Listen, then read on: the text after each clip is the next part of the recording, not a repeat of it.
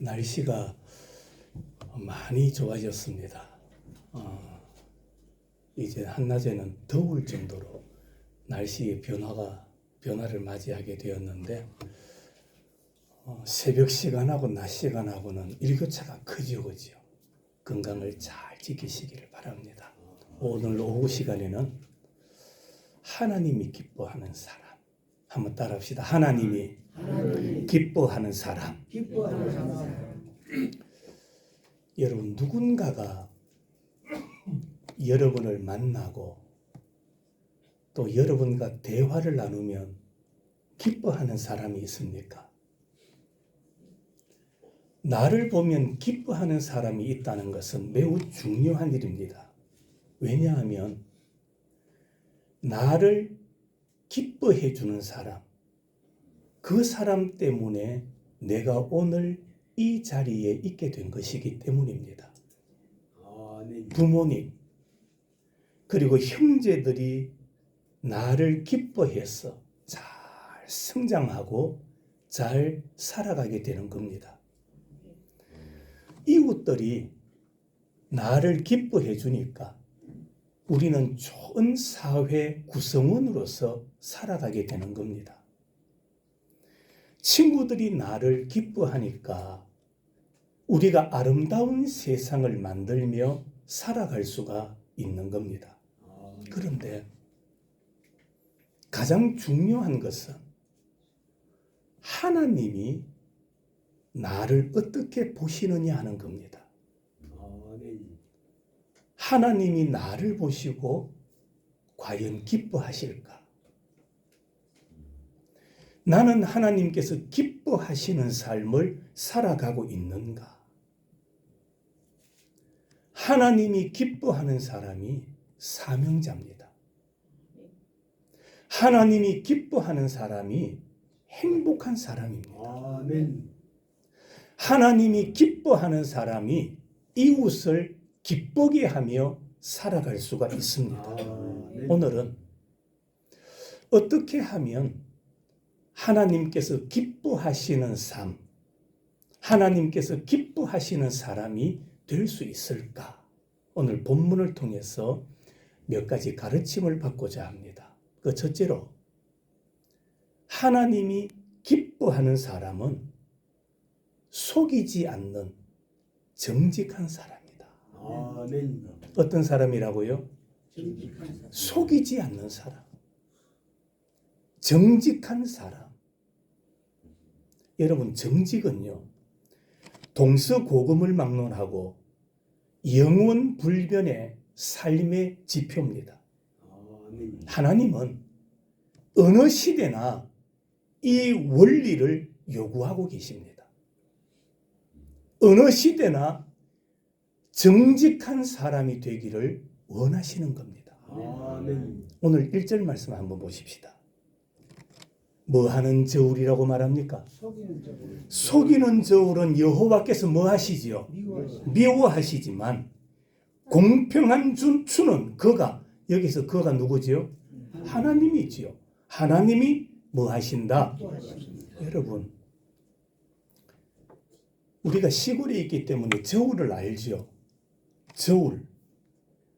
이 저울은 공동체가 세운 기준입니다. 신뢰하는 사회를 유지하는 데 필수적인 것이 저울이죠. 공정한 거래가 이루어지려면 공정한 뭐가 있어야 됩니까? 저울이 있어야 돼요. 공정한 저울이라야 공정하게 거래가 이루어지는 겁니다. 그런데 저울을 속인다. 이것은 사회의 공정성, 신뢰를 무너뜨리는 거예요. 사회의 신뢰를 무너뜨리기 때문에 하나님께서는 오늘 본문에서 속이는 저울을 뭐 하신다고 말합니까? 미워하신다라고 말씀하는 겁니다. 그런데 오늘 우리 성경에서는 미워하신다, 미워한다라는 말, 그걸로 끝나는데 여기 미워한다라는 말의 원래 뜻은요, 역겹다, 가증하다, 그 뜻입니다. 하나님은 속이는 것을 가증히 여기시는 거예요. 속이는 것을 역겹게 여기시는 분이 하나님이시다라고 말씀하고 있습니다. 성경에 보면 하나님께서 가증하게 여기시는 것 몇 가지가 나옵니다. 우상 숭배, 동성애, 성적 부패죠. 인간 번제, 이란 종교 행위, 신전에서 음란한 행위를 하는 것, 부정하거나 흠이 있는 짐승을 하나님 앞에 드리는 것, 이런 것을 하나님은 가증하다 그렇게 말씀해요. 그런데 이런 가증한 것과 오늘 본문에 나오는 속이는 저울을 하나님께서는 똑같은 감정으로 말씀하고 계시는 거예요. 우상 숭배만 가증한 게 아니에요. 정직하지 못하고 다른 사람을 속이는 것 또한 하나님께서 어떻게 여기신다? 가증하게 여기신다. 성경에 보면 하나님께서 가장 싫어하는 것이 무엇인가를 말씀하고 있어요. 그것은 거짓입니다. 하나님은 거짓을 싫어하십니다. 시편 5편 6절에 거짓말하는 자들을 멸망시키시리이다. 자, 보세요. 하나님은 거짓말하는 자를 뭐한다? 멸망시키신대요. 우상 숭배자만 멸망시키는 게 아니에요.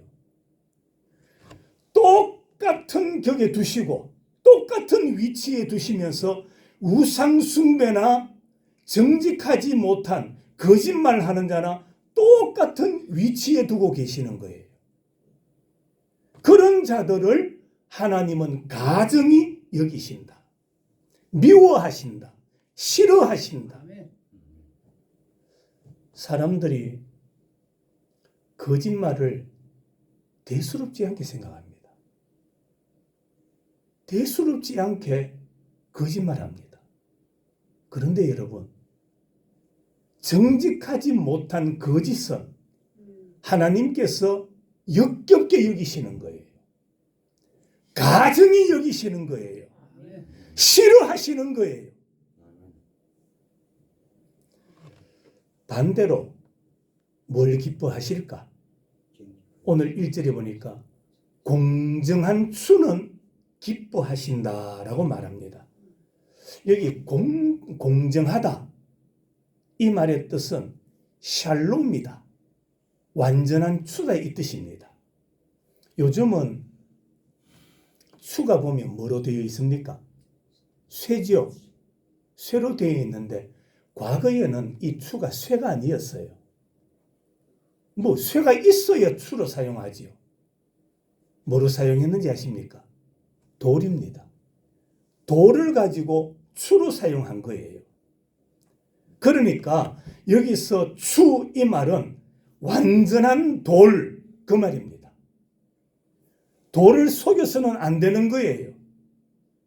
공정하게 똑같은 돌을 사용해야 된다. 그럴 때 샬롬, 각자의 마음에 평강이 있다. 기쁨이 있다 이 말입니다. 여러분들도 물건을 팔아보셨죠? 뭔가 판매를 해보지 않습니까? 그런데 한 사람은 좋아하는데 한 사람은 막 속상한다. 이 공정한 거래가 아니에요. 나도 어느 정도 인정해야 되고 상대방도 어느 정도 인정해야 되고 그래야 공정하게 물건의 거래가 되는 겁니다. 그런데 과거는 그렇지 않았어요. 제가 살았던 현풍에도 보면 지금은 그게 없더라고요. 방앗간이 있었어요. 방앗간. 방앗간에 보면은 되가 있죠. 돼. 뭐 우리는 이렇게 이야기도 다 알아들어요. 되가 있는데 되도 한 종류가 아니죠. 어떤 게 있었습니까? 아니, 한 대짜리가 있었고 닷대짜리가 있었고 한 말짜리가 있고 이렇지요. 그죠? 그런데 제가 어릴 때 봤다니까요. 이 방앗간 주인이 벼나 곡식을 사들일 때는 어떻게 하느냐? 잡고는 막 흔들어요. 툭, 툭, 툭 이렇게 쳐요. 맞죠? 그러면은 곡식이 어때요? 밑에 막 이렇게 군데군데 다 자리 찾아서 이만큼 더 들어가요. 그런데 팔 때는 어떻게 합니까? 예, 그냥 쭉 버가는 그냥 닷대도 하고 주더라고요. 그러고 이래 곡식을 붓다 보면 위에 고봉으로 올라오지 않습니까? 주인이 사들일 때는 요 손이나 이 뭡니까 기다란 막대 같은 거 사용하더라고요. 막대도 얼마나 오래 사용했는지 중간이 움푹해요. 사들일 때는 그런 거 이용해요. 팔 때는 야야 저 있는 저 막대기 가져와 봐라 이러든지 손으로 요렇게가 싹 깎아버리더라고요. 그러면은 사가는 사람이 속상하는 거예요. 왜? 내가 지금 뭐 한다 생각합니까? 손해본다 생각하니까 공정하지 않는 거예요. 내가 사들일 때나 팔 때나 똑같이 사용하면 속상할 일 없는 거예요. 여러분, 내 기분은 되게 좋은데 상대방 기분을 되게 나쁘게 하는 것 하나님이 좋아하시지 않아요. 서로가 공정하게 인정할 만한 수준이 되어야 돼요. 그런 상황이 되어야 돼요. 그래야 공정한 사회가 이루어지기 때문입니다. 욥기 1장입니다. 여호와께서 사탄에게 이르시되 내가 내 종 욥을 유의하여 보았느냐. 그와 같이 온전하고 정직하여 하나님을 경외하며 악에서 떠난 자는 세상에 없느니라. 하나님께서 욥의 뭐를 칭찬하고 계십니까? 정직을 칭찬하시는 거예요. 욥과 같이 정직한 사람 봤느냐? 여러분, 세상 사람들이, 동네 사람들이 여러분을 보면서 누구만큼 정직한 사람 없다. 그 사람 정직해. 그런 칭송을 받을 수 있도록 정직한 길을 걸어가는 여러분들이 되시기를 축원합니다. 시편 84편 여호와 하나님은 해요 방패시라. 여호와께서 은혜와 영화를 주시며 정직하게 행하는 자에게 좋은 것을 아끼지 아니하신다. 어떻게 행하는 자? 어떻게 행하는 자? 정직한 자에게 좋은 것을 뭐 하지 않는다? 아끼지 않으신다. 여러분, 하나님은 세상 사람들에게 정직을 요구하고 계십니다. 왜 그럴까요? 왜 정직을 요구하실까요? 이게 무너지면 세상이 무너지는 거예요. 정직이 무너지면 사회가 무너지기 때문에 하나님은 성도들만이 아니라 세상 모든 사람들에게 정직한 자가 되라. 정직을 요구하고 계시는 겁니다. 그런데 오늘 우리가 사는 사회를 보면 거짓이 너무나 많습니다. 가는 곳마다 거짓투성입니다. 저울을 속이는 사람들이 많습니다. 저울을 속여서 부당한 이득을 취하려고 하는 사람들이 너무나 많습니다. 여러분, 부정직하게 살면 안 됩니다. 어떻게 살아야 됩니까? 어떻게 살면 안 됩니까? 부정직하게 살면 안 됩니다. 정직하게 살아야 됩니다. 부정직하게 살면요, 일시적으로는 나한테 유익이 있을 수도 있습니다. 부정직하게 살면 일시적으로는 나에게 유익이 있을지 모르지만 영원한 것을 잃어버리게 됩니다. 그걸 깨달아야 돼요. 여러분들은 일시적인 걸 선택하랍니까? 영원한 것을 선택하랍니까? 일시적인 게 가치가 있습니까? 영원한 것이 가치가 있습니까? 그러면 일시적인 것 때문에 정직성을 잃어버리면 안 되는 겁니다. 영원한 것을 소유하기 위해서 우리는 성실하게 정직한 삶을 사는 자가 되어야 됩니다. 여러분, 우리가 일시적인 것에 매여 살면 오래가지 못합니다. 너무나 큰 것을 잃어버리게 됩니다. 그래서 하나님은 세상 사람들에게 그리고 우리 그리스도인들에게 정직한 자가 되라. 어떤 자가 되라? 정직. 그래서 하나님은 정직한 사람을 기뻐하시는 거예요. 예. 어떤 자를 기뻐하신다고요? 정직한 사람. 두 번째로 하나님께서 기뻐하는 사람이 있어요. 어떤 사람이냐? 겸손한 사람이에요. 따라합시다. 겸손한 사람. 어떤 사람? 하나님은 겸손한 사람을 기뻐하시는 겁니다. 오늘 2절 말씀 같이 읽으십시다. 2절 시작. 교만이 오면, 자 보세요. 교만하면 뭐가 따라옵니까? 욕이, 부끄러움이 따라오는 거예요. 교만하는 사람 뒤에 뭐가 줄줄줄 따라오느냐? 욕이 따라오는 거예요. 그러니까 교만하면 사람들이 그를 향해서 손가락질하면 뭐 한다는 겁니까? 욕한다라는 겁니다. 교만하면 욕해요. 누가? 사람들이. 몰랐죠? 알았습니까? 교만하면 욕이 따라오는 거예요. 이어서 보십시다.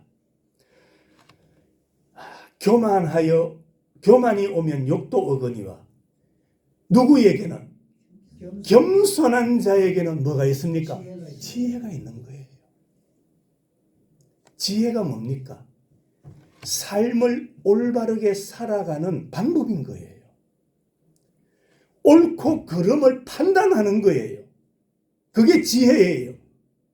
누가 이런 지혜를 얻습니까? 겸손한 사람이에요. 교만한 자 뒤에는 욕이 줄줄줄줄 따라오는 거예요. 겸손한 사람 뒤에는 어떻게 삶을 살아가야 되는가? 지혜가 줄줄줄 따라오는 거예요. 그래서 하나님은 어떤 사람을 기뻐하십니까? 겸손한 사람을 기뻐하는 거예요. 여기서 말하는 지혜가 뭔지 아십니까? 지혜는 하나님을 아는 것이 지혜고, 하나님을 알면 자기 자신을 알게 되는 거예요. 하나님을 알고 자기를 아는 것이 지혜입니다. 사람이 자기 자신을 모르면 교만해집니다. 자기 자신을 모르면 모든 사람이 다 그렇습니다. 어떻게 된다고요? 교만해져요. 나의 위치, 나의 자리, 내 직분, 내 역할을 알아야 돼요. 그건 모르니까 교만해지는 거예요. 여러분의 자리를 알아야 돼요. 여러분 자리라고 제가 얼마 전에 말씀드렸죠. 아무 데나 앉으면 안 돼요. 성도는 앉더라도 욕하고 거짓말하고 남을 비방하고 그런 자리에 앉아 있으면 안 돼요. 그 자리는 성도의 자리가 아니에요. 멸망할 사람들이 앉는 자리예요. 성도는 아무데나 앉으면 안 된다니까요. 앉으면 이웃집 할매 욕하고, 앉으면 상욕하고, 그런 사람 옆에 앉아 있으면 안 돼요. 여러분들도 그런 경험해 보셨나요? 뭐 개 모임이나 동네 사람들끼리나 관광버스 타고 놀러 가 보셨어요? 안 믿는 사람은 관광버스 타면 뭐 합니까? 맞아. 술 먹고 유행가 틀어놓고 갈 때부터 시작해가 언제까지? 올 때까지 자동차 쇼바가 내려앉도록 막 춤춥니다. 그런데 우리는 그런 노래 잘 모르잖아요. 맞죠? 선생님 잘 알아요. 우리 잘 몰라. 그런데 그 사람들하고 하루 종일 관광버스 타고 그런 노래 듣고 갔다 오면요, 갔다 와가 집에 떡 들어오면 나도 모르게 그 노래가 뱅뱅 돈다니까요. 맞아요, 아니에요? 그런 자리에 앉아있다 오니까 나도 닮아가는 거예요. 성도가 앉아야 될 자리가 있고 앉지 말아야 될 자리가 있어요. 해야 될 일이 있고 하지 말아야 될 일이 있다니까요. 그걸 구분할 줄 아는 사람이 겸손한 사람인 거예요.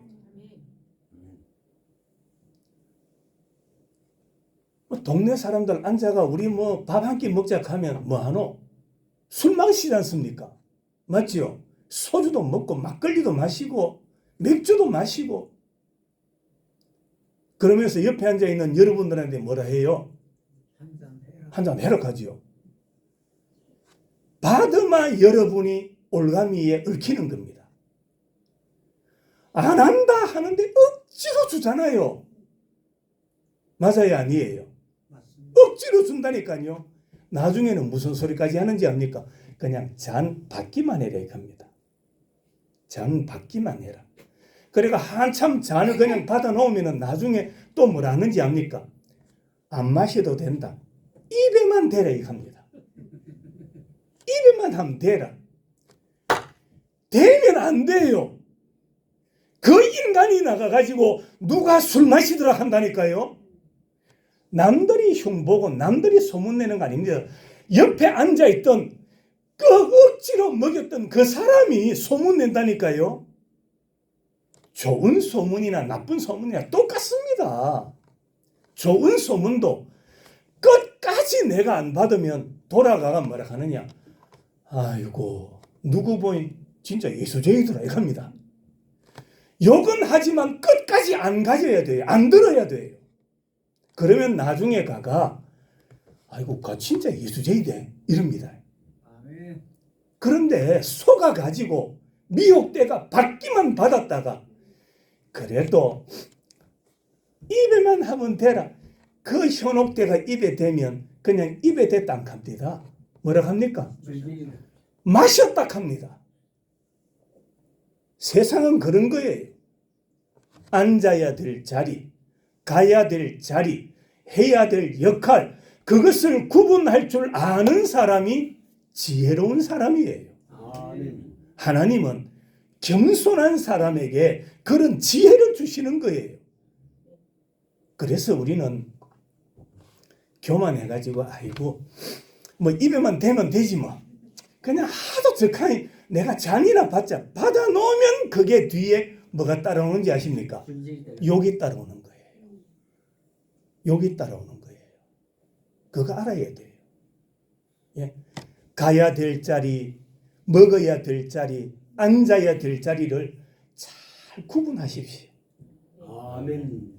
하나님은 그런 지혜를 주시는 거예요. 누구에게 주십니까? 겸손한 사람에게 그런 지혜를 주시는 거예요. 겸손한 자라야 하나님 앞에 엎드립니다. 여러분 우리가 예배 드린다 그렇게 말하죠. 예배 드린다. 예배라는 말의 뜻이 뭔지 아십니까? 예배. 하나님 앞에 엎드려 절한다라는 말입니다. 하나님 앞에 엎드리는 것이 예배예요. 아멘. 다른 말로 겸손이에요. 아무 앞에나 엎드립니까? 아닙니다. 아무나 앞에서 우리가 엎드리는 게 아니에요. 높이는 사람, 존경하는 사람, 그분 앞에 엎드리는 거예요. 예배는 내가 사랑하는 하나님, 내가 경외하는 하나님, 그분 앞에 엎드리는 행위예요. 그래서 우리는 예배 나올 때도 겸손한 마음을 가지셔야 돼요. 겸손함으로 하나님 앞에 예배 드려야 됩니다. 아멘. 이게 두 번째예요. 하나님께서 기뻐하는 사람은 어떤 사람이다? 겸손한 사람이다. 겸손해야 하나님이 기뻐하시고 그에게 지혜를 주시는 거예요. 삶을 살아가는 방법들을 깨닫게 만드시는 거예요. 어려운 환경을 어떻게 대처해 나가야 되는가를 하나님께서 깨닫게 만들어 주시는 거예요. 그게 지혜입니다. 누구에게 그런 지혜를 주시느냐? 겸손한 자에게 하나님은 지혜를 주시는 겁니다.